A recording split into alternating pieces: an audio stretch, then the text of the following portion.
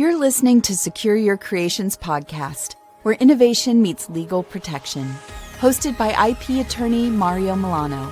This show cuts through the legal noise and offers real insights to protect your patents, trademarks, copyrights, and trade secrets. Whether you're an inventor, entrepreneur, or business leader, we help protect what you've built. Capitalize on your creations and stay one step ahead of the competition. Welcome to Secure Your Creations podcast. Let's get started. And welcome to Secure Your Creations podcast. I'm here with Mario Milano, IP attorney from Milano IP. Good morning, Mario. How are you doing today? I'm good, Craig. How are you? I'm doing awesome. So we're going to pivot our normal show here where we were talking a lot about patents. And what we're actually going to talk about is one of the other services you provide, which is trademark services.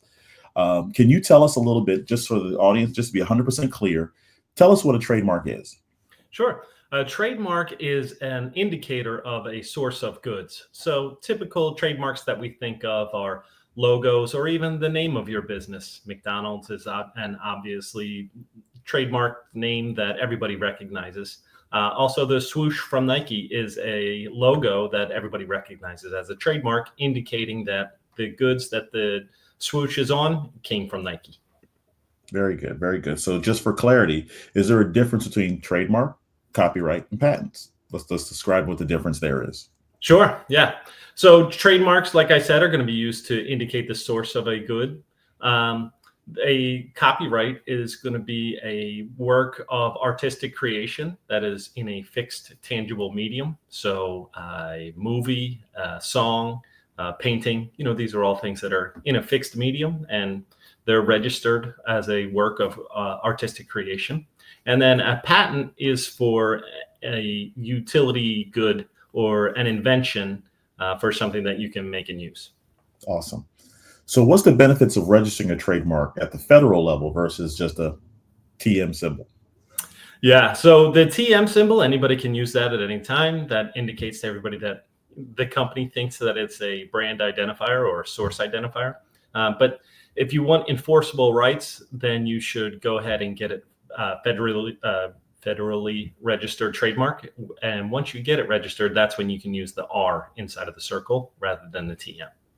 Very good. So in terms of the process, can you give us a brief overview of what the trademark process is? Sure. Similar to patents, I always recommend that clients do a search before we go ahead and file a trademark application. So sometimes the clients will do a search. They have one name for a new product or a new brand name that they want to use.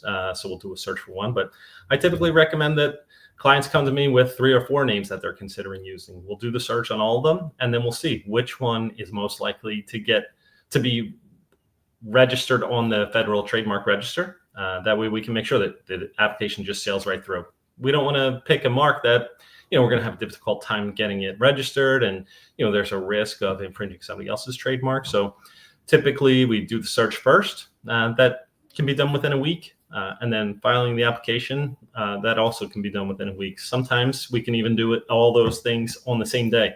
Of course, I prefer to have a little bit of time to work, but I do get emergency situations where somebody calls and says, hey, it's 10 a.m. This has to be done by 4, and we can make that work. Oh, see, it's good about being efficient. That's why you guys want to talk to Mario at Milano IP. So we're going to pivot here a little bit in terms of brand protection and risk. So the question I have for you is, what's the common business mistakes when choosing a brand name or logo? Yeah, so the brand name is the one that I see more commonly, where people don't realize the risks that are associated with adopting a brand name. They think, oh, well, somebody else has this brand name, but they spell it, the way that it's found in the dictionary. If I just change the spelling, then I'm not copying them exactly. And that's not really the case. If you do an obvious misspelling, one of them is, if you replace a C with a K, that there's still going to be confusion there, which would be considered infringing somebody else's mark. And that's the biggest one that I see. Okay, so let's expand upon that a little bit. What happens if somebody is in that infringement and does do something like that, and you do and or do not own that trademark? Yeah, so if you don't own that trademark and you just adopt a different spelling to try to get around somebody's mark, you'll probably end up getting a letter from the other from the actual trademark owner, and they're going to say that, you using that mark for similar goods to what they're selling, to what the trademark owner is selling, that's going to be likely to cause confusion in the marketplace, and that's a violation of that's an infringement of their trademark, and so they're going to ask you to stop. That's usually the first thing that we see is a letter, sometimes polite, sometimes not so polite, but it's a letter telling you to stop. It's a cease and desist letter. And then, you have to respond to that. You have to stop using the mark, any branding and market awareness that you've built up over time using that name. Now all that is kind of for nothing, because now you're going to have to get rid of it. Wow. And as a marketing guy, I can understand that you go and spend all this time and money and investing into getting people to know who you are, just to have to change it and redo all of that stuff is a major headache. It's about communication. It's about knowledge. Imagine if, and I'm being broad here, not that it would happen, but imagine if I own Coca-Cola and I go, hey, stop all that stuff. You're confusing it, right? Coca-Cola, big brand who has all that stuff in place, obviously would have protected themselves before a little guy like me comes along. But I can imagine that on a smaller scale, when somebody does that. When do you advise that someone should go and get this trademark done? Yeah. So for the search, I recommend let's do that before any marketing materials are released, before you even before you even finalize any logos or marketing materials, even before they're released. That way you can just make sure there's no sense in even considering a mark or a logo or a name before you do the search, because and then any of the money or time that you're spending to develop the name and the marketing materials around that is going to be in vain if ultimately you're not able to use it. Okay. So I want to go back a little bit to one of the points you brought up in terms of having the TM mark on your logo. Then you can let it register it to the C or to the T. Which one is it? To the R, excuse me, to the R.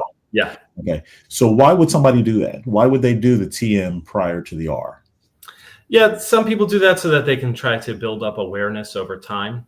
Sometimes if you have what's considered a generic name, if you were going to be in the gardening space and you would say, and you wanted your name to be Green Gardeners,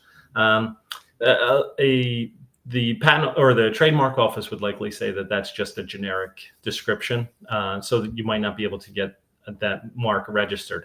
But if you start using the TM, you start building up your brand over time, it gets more and more famous, then eventually you will be able to say, look, we've been using this name as a source identifier. We're very well known in the marketplace, so consumers understand that when they see Green Gardener, that's our brand. Then you can go ahead and get it registered. It takes a little bit more work than just a regular application to get it registered like that. But putting the TM on the name will help build that awareness that people will start to recognize it as a brand identifier. That's very cool. That's very cool. So I have a quick question for you as well. So I'm a big basketball fan. I love basketball all day long. And every one of these basketball athletes come out with their own brand shoe. You mentioned Nike earlier. Does Nike go to the extent, and obviously you don't know 100%, but this is your opinion, if I have a LeBron James shoe, do they actually patent or trademark the shoe, or how does that generally work from somebody as big as a Nike perspective?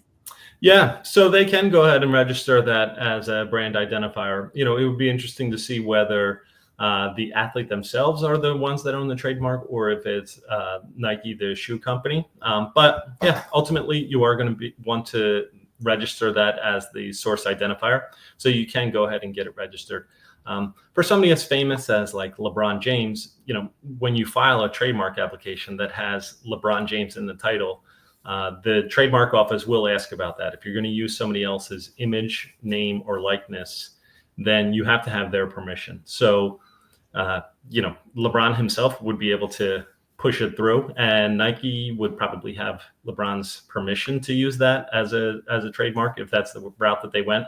But I wouldn't be able to get a trademark on the name LeBron James for basketball shoes because I don't have his permission.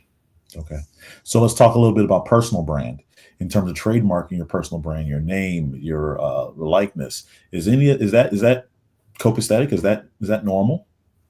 Yeah, we do see that happen because even though I wouldn't be able to trademark the name LeBron James by myself, there's nothing to stop me. If there weren't trademarks in place, then there might not be anything to stop me from releasing products and using that name. So somebody will want to go ahead and get a trademark on their name, image, and likeness. That way they can prevent others from using it in the marketplace. And so just to kind of piggyback on that as well, obviously with the NIL stuff in place for kids in sports and the whole nine yards, do you find it advisable for those kids, let's say your daughter, who later becomes this major college athlete, to kind of trademark their name?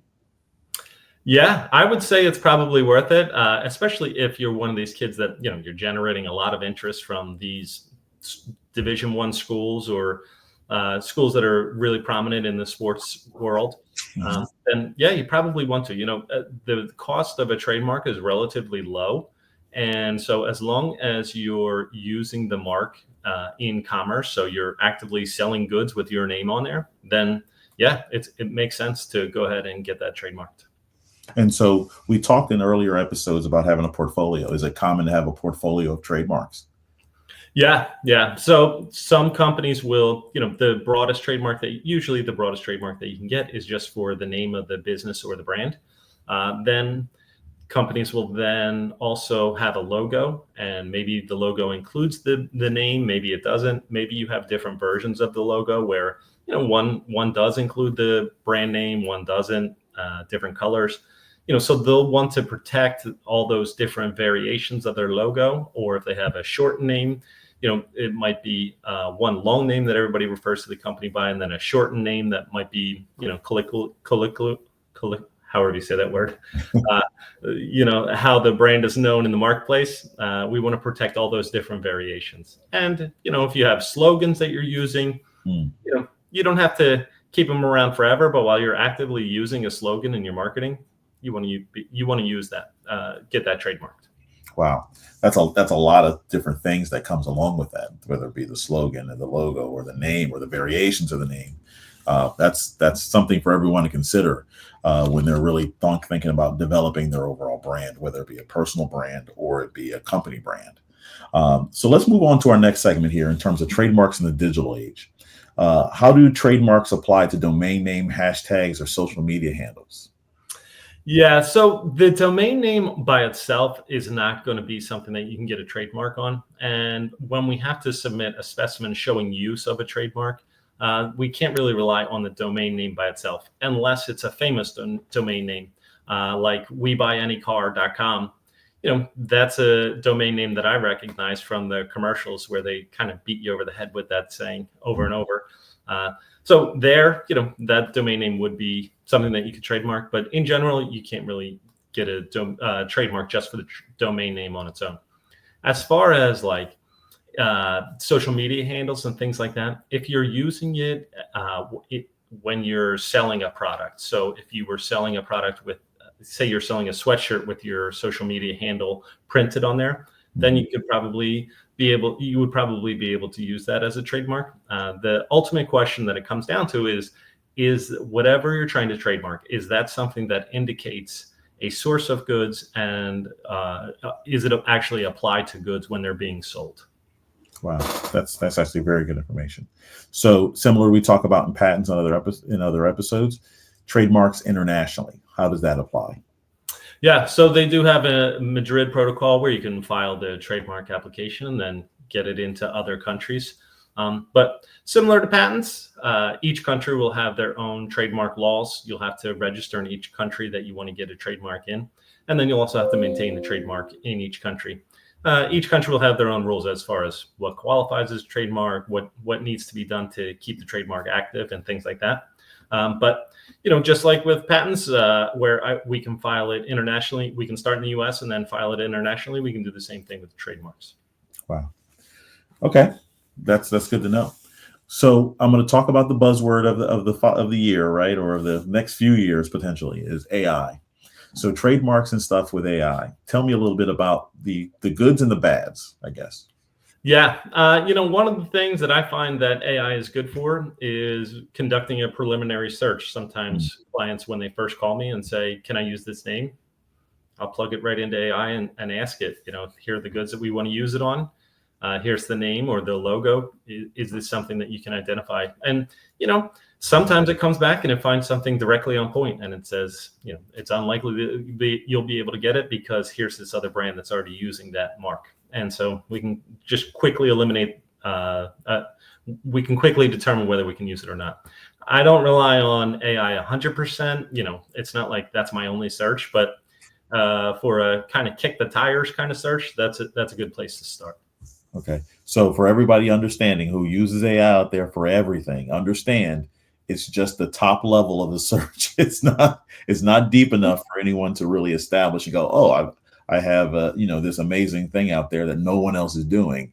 It's meant to be just a preliminary thing, as Mario just referenced. Tell us a little bit about your search process when it comes to trademark stuff. What type of things are you looking for in that search?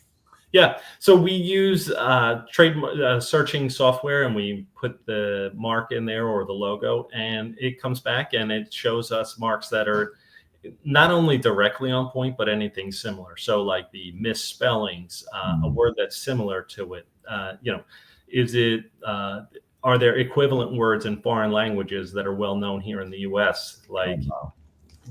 We want to be able, because the patent or the trademark office isn't just looking at the exact thing. It's what would a normal consumer who's in the store, if they saw your mark, would it automatically bring to mind somebody else's trademark that's already out there? If yes, then that's a likelihood of confusion, and your trademark will not be registered, will not be registerable. But if it doesn't, and then you should be able to get your trademark registered. So, if you're thinking of coming up with a new brand and you want to make sure that it's very easy to get a trademark on your name and you want to avoid the rights of others, I typically tell people just make up a new word that isn't in the dictionary, and the odds of getting that through are going to be pretty good. That's a good tip. So can you share a real life example of a trademark that really worked out really well for one of your clients? Yeah. So one that actually just registered today is for the mediocre handyman. And so it's not mediocre was the word that is really carrying the day for us. And it's typically not a word that somebody would use in association with their brand. But he has an awesome marketing strategy of, just making light of situations. And we applied for it, and yeah, sure enough, it went right through. That is awesome. I agree. I wouldn't. Most people don't go, the bad marketing guy or the horrible patent attorney. So yeah, that's from a marketing perspective, that's a nice little twist, because they go, really? And just for some of you to know, Mario and I are kind of based out of the Philadelphia market. And years ago, one of the campaigns that really stuck out to me is "I hate my jeweler." I don't know if you've seen that billboard up and down 95. Yeah. And it was amazing, because I instantly went and go, what? Who actually has the gumption to go and get a billboard built where it says "I hate my jeweler," and in the bottom corner it said their website. So I actually went to go look at it. Kind of plays to what you were referencing there, which I thought was pretty cool. So we're going to move into our normal segment here that we call "Is it patentable?" Even though we're talking about trademarks, we're going to continue along with our normal theme here, because a lot of the stuff that Mario comes across in terms of patents are very different and unique. I'm sure you get a lot of calls from a lot of different ideas, and you kind of have to keep them on the level of, is it patentable? So we like to create this segment here. Is it patentable? Just so people can have a better idea of what their patents can do for them. So I'm going to bring on to the stage here the patent that you put up. Can you describe this for us and the benefits of it? Sure. Yeah. So this was a post that I put on LinkedIn a couple of days ago, and it had some good engagement. So what I was talking about here is, we have different ways that we can try to file a patent application. We talk about broad claims versus narrow claims. Broad claims, they're great because you would be able to capture more, keep people further away from your invention. But the downside is if you claim it too broad, then it might not be patentable. So here for the narrow claim, we're going to recite a fork that has tines and some finger grooves to help you grasp the fork. So that's more narrow, but it would be easier to get through the patent office because we're pretty specific to a fork. As for the broad claim, we're just saying that it's a utensil with a food contact surface and a coupling feature that you can use to grasp the device. But with the broad claim, there's a million things that would apply to this, not only forks, but spoons, frying pans, spatulas, almost anything. So the broad claim, I would say, no, it's not patentable. The narrow claim, on its own, it's probably not patentable just with those couple of features, but we might be able to further dial in the finger grooves and start saying things about that. And ultimately we may be able to get that patented. But as you can imagine, it would be very difficult because it's a fork, which has been around for a long time. So I would say if somebody came to me with a fork and they wanted to get a patent on it, I would say it's probably not patentable. And so kind of playing into the theme that we talked about earlier in terms of getting the information, getting to someone like Mario, get the details behind it. It's important before you go and you spend money on a very cheap way of getting your patents done and all of a sudden be rejected anyway. And that's a great piece of advice. So to kind of round out our show here, Mario, in terms of trademarks, going back to that theme, what tips can you give someone in reference to trademarks that they should walk away with? Yeah. So you want to come up with a unique name that it hasn't been used before in the space that you're trying to enter. Making up a new word is always a good way, or just using something that isn't traditionally used to describe your services. That's going to be something as fanciful as you can make it and unrelated to your services. That's going to make it a lot easier to go ahead and get your trademark. Very cool. Very cool. And so I'm Craig Andrews, and this is Mario Milano. You can reach him at Milano IP. If you have any questions, comments, statements, please, by all means, connect with him on LinkedIn, to his LinkedIn page, and ask the questions because he's always there, ready. Mario, how can they reach you in terms of phone number, in terms of the best way to contact you? Yeah, office line. My direct line is 856-433-1618. And again, we're going to be back again. So stay tuned, comment, and feel free to send us submissions. What do you think is potentially patentable? And we'll put it in front of Mario and try to get that thing to you. Again, I'm Craig Andrews, and for Mario Milano, we're tuning out. Till next time. Thanks, Craig. Bye-bye now. Thanks for tuning in to the Secure Your Creations podcast. Make sure to subscribe and follow on YouTube and your favorite podcast app so you never miss an episode. Leave a comment, like, or review. We'd love to hear your thoughts or answer any questions. For more expert legal advice, visit www.milanoip.com. Until next time, is it patentable?